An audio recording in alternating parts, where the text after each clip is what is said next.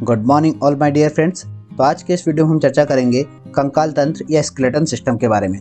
आखिर कितने प्रकार के कंकाल तंत्र हमको देखने को मिलते हैं और कंकाल तंत्र में हम कौन कौन सी स्ट्रक्चर्स को शामिल करते हैं उसको हम यहाँ पर डिस्कस करेंगे। जैसे कि हमें देखने को मिलता है अस्थियाँ, उपास्थियाँ, और क्या हम बाल और नाखून जैसे स्ट्रक्चर को भी कंकाल तंत्र में शामिल करते हैं। और यहाँ पर हम डिस्कस करेंगे बोन मैरो के टाइप्स के बारे में। जैसे बोन मैरो को red and yellow bone marrow हमें देखने को मिलती है, तो इनके क्या मतलब होते हैं और इनके क्या कार्य होते हैं, इन्हीं सारे बिंदुओं पर आज के इस वीडियो में हम चर्चा करेंगे। बात करें एनसीईआरटी बायोलॉजी की सीरीज की, तो उस सीरीज का ये 8वां वीडियो है। इससे पहले 7 वीडियोस आ चुके हैं। अगर आपने वो 7 वीडियोस नहीं देखे तो मैंने एनसीईआरटी बायोलॉजी के ही नाम से एक प्लेलिस्ट बना रखी है और उसकी लिंक मैंने डिस्क्रिप्शन में दे रखी है। आप वहां से जाकर उन सारे वीडियोस को देख सकते हैं। तो चलिए चीज़ों को एक एक करके समझते हैं। सबसे पहले हम बात करते हैं कंकाल तंत्र के परिचय की। तो जो भी मानव होते हैं और जो भी अन्य कशेरुकी जंतु होते हैं, कशेरुकी जंतुओं से मतलब वो जंतु होते हैं जिनमें हमें रीढ़ की हड्डियां देखने को मिलती है। मनुष्य में भी हमें रीढ़ की हड्डी देखने को मिलती है, इसलिए मनुष्य भी कशेरुकी जंतुओं में आता है। तो मानव और अन्य सभी कशेरुकी जंतुओं में अस्थियों, उपास्थियों और मांसपेशियों से निर्मित एक कठोर एकीकृत संरचना जो आपस में संधियों द्वारा एक दूसरे से जुड़ी होती है, इसे हम कंकाल तंत्र या स्केलेटन सिस्टम कहते हैं। मतलब इसमें हमें हड्डियां देखने को मिलेंगी, ठीक है, उपास्थियां देखने को मिलेंगी और मांसपेशियां मिलेंगी, और ये सारी चीजें जो होंगी ये सभी आपस में संधियों द्वारा एक दूसरे से जुड़ी रहेंगी और एक एकीकृत संरचना बनाएंगी, और उस संरचना को हम बोलेंगे कंकाल तंत्र या स्केलेटन सिस्टम। अब इस कंकाल तंत्र के कुछ कार्य होते हैं। पहला कार्य अगर हम देखें तो ये कंकाल तंत्र हमारे आंतरिक अंगों को सुरक्षा प्रदान करता है। ठीक है, हमारी जो हड्डियां होती है वो हमें सुरक्षा प्रदान करती है, जो भी हमारे ऑर्गन्स होते हैं अंदर उनको डैमेज से बचाती है। साथ ही संचलन में हमें सहायता करता है। संचलन मतलब मूवमेंट में सहायता करता है। देखिए हम चल फिर पाते हैं, कोई भी काम कर पाते हैं, तो वो सब हम हमारे स्केलेटन या हमारे कंकाल तंत्र की सहायता से ही कर पाते हैं। साथ ही साथ ये हमारे शरीर को एक निश्चित आकृति और एक सहारा प्रदान करता है। ये बोन्स या स्केलेटन सिस्टम ही है जो हमारे शरीर को एक निश्चित आकृति प्रदान कर रहा है। चौथा कार्य होता है इसका खनिज एवं वसा का भंडारण। देखिए हमारी जो बोन्स होती है जिससे हमारा कंकाल तंत्र बनता है उसमें हमें बहुत सारे खनिज देखने को मिलते हैं, जैसे कैल्शियम, मैग्नीशियम, फास्फोरस, और इसमें हमें वसा का भंडारण भी देखने को मिलता है। कुछ जो मोटी बोन्स होती है उनके अंदर हमें वसा या फैट का स्टोरेज भी देखने को मिलता है। साथ ही साथ रक्त कोशिकाओं के निर्माण का कार्य भी हमारे कंकाल तंत्र का ही होता है, क्योंकि जो रक्त कोशिकाएं होती है WBCs, RBCs, इनका निर्माण हमारी हड्डियों के अंतर्गत होता है, और हमारी जो हड्डियां होती है वो हमारे कंकाल तंत्र का ही पार्ट है। अब हम बात करते हैं कंकाल तंत्र के प्रकार की। तो हमें 2 प्रकार के कंकाल तंत्र देखने को मिलते हैं। एक होता है बाह्य कंकाल या एक्सोस्केलेटन इसको बोलते हैं, एक होता है अंतः कंकाल या एंडोस्केलेटन इसको बोलते हैं।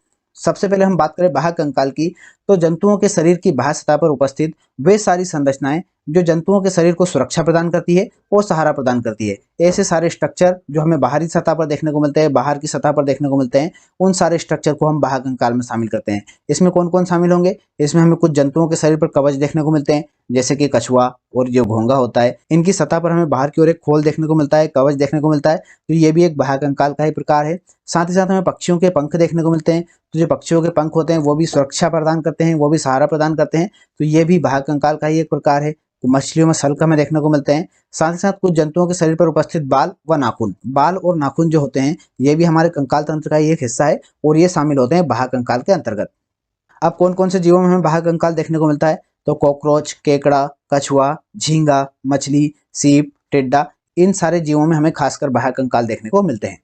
अब बात करें अंतः कंकाल की, तो अंतः कंकाल जंतुओं के शरीर के भीतर स्थित होता है और यह आंतरिक अंगों को सुरक्षा एवं सहारा प्रदान करता है। साथ ही शरीर को एक निश्चित आकृति एवं आकार प्रदान करता है, और इसका विकास भ्रूणी विकास की प्रक्रिया में मध्य चर्म या मेसोडर्म से होता है। मतलब वे सारे स्ट्रक्चर जो हमारे शरीर के अंदर स्थित होते हैं और जो हमारे शरीर के अंदर के अंगों को आंतरिक सुरक्षा प्रदान करते हैं और सहारा प्रदान करते हैं, उनको हम बोलते हैं आंतरिक कंकाल। जैसे हमारी बोन्स इसमें शामिल होंगी, क्योंकि बोन्स हमारी बाहर नहीं होती है, ये हमारे शरीर के अंदर ही होती है, और अंदर से ये हमारे शरीर के जो अंग होते हैं उनको सुरक्षा प्रदान करती है। और जो भ्रूणी विकास की प्रक्रिया होती है, जब हमारी बॉडी डेवलप हो रही होती है, उस प्रक्रिया में जो मध्य चर्म होता है, मेसोडर्म होता है, उसी से हमारा जो अंतः कंकाल होता है वो विकसित होता है।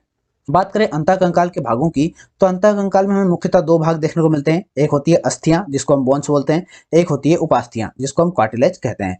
अब इन दोनों को हम एक एक करके डिस्कस कर लेते हैं। सबसे पहले हम बात करते हैं अस्थियों की। तो अस्थियां जो होती है ये कोलेजन तंतुओं से तथा कैल्शियम व मैग्नीशियम लवणों से निर्मित एक ठोस एवं कठोर संयोजी ऊतक है। ठीक है, इसमें क्या हमें देखने को मिल रहा है? यहाँ पर कोलेजन फाइबर्स देखने को मिलते हैं, साथ ही साथ हमें कैल्शियम और मैग्नीशियम के लवण देखने को मिलते हैं, और इन्हीं के कारण जो हड्डियां होती है ये ठोस होती है और कठोर होती है। ये क्वेश्चन बहुत बार परीक्षाओं में देखने को मिला है कि हड्डियों की जो कठोरता होती है वो किसके कारण होती है, तो वहाँ पर आपको ध्यान रखना है कैल्शियम और मैग्नीशियम के लवणों के कारण। आपको फास्फोरस भी वहाँ पर देखने को मिलेगा एग्जाम में, बट आपको वहाँ पर ध्यान रखना है कि यहाँ पर कैल्शियम के साथ साथ मैग्नीशियम उपस्थित होता है और उसी के कारण हड्डियाँ कठोर होती है। और ये एक संयोजी ऊतक है। संयोजी ऊतक से मतलब ये होता है कि मतलब ये आपस में बॉडी को जोड़ने का काम करता है, उनका संयोजन करने का काम करता है। कुछ इस प्रकार का स्ट्रक्चर हमें बोन का देखने को मिलता है। बात करें हड्डियों या अस्थियों के निर्माण की, तो अस्थियों का जो निर्माण होता है वो उपास्थि से होता है और इस प्रक्रिया को अस्थि निर्माण या ओसिफिकेशन कहते हैं। मतलब उपास्थि से अस्थि बनने की जो क्रिया होती है उसको हम ओसिफिकेशन कहते हैं या अस्थि निर्माण कहते हैं। अभी हम उपास्थि को डिस्कस करेंगे कि उपास्थियां क्या होती है।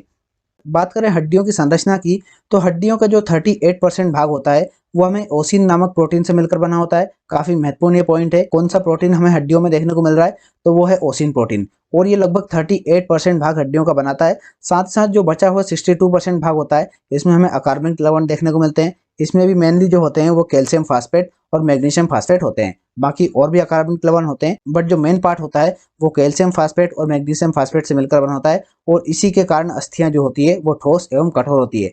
अस्थियों के अध्ययन की अगर बात करें तो वो कहलाता है ऑस्टियोलॉजी। और एक पॉइंट आपने देखा होगा कि जो बच्चे होते हैं उनमें हड्डियों की संख्या अलग होती है, और एक जो वयस्क पुरुष होता है, वयस्क इंसान होता है, उसमें हमें हड्डियों की संख्या अलग देखने को मिलती है। तो सामान्यतः जो 20 से 25 वर्ष की आयु होती है उसमें हमारी जो सभी हड्डियां होती हैं वो फिक्स हो जाती है, उनका निर्माण अच्छी तरीके से हो जाता है। तो इस प्रकार के प्रश्न भी आजकल हमें देखने को मिलते हैं कि किस उम्र में इंसानों में हड्डियों का पूर्णतः विकास हो जाता है, तो वहां पर आपको आंसर लगाना है 20 से 25 वर्ष की आयु में। बात करें उपास्थि या कोटिलेज की, तो उपास्थि या कोटिलेज जो होती है यह भी एक प्रकार का संयोजी ऊतक है जो कॉन्ड्रोसाइट नामक कोशिकाओं तथा कोलेजन तंतुओं से मिलकर बनी होती है।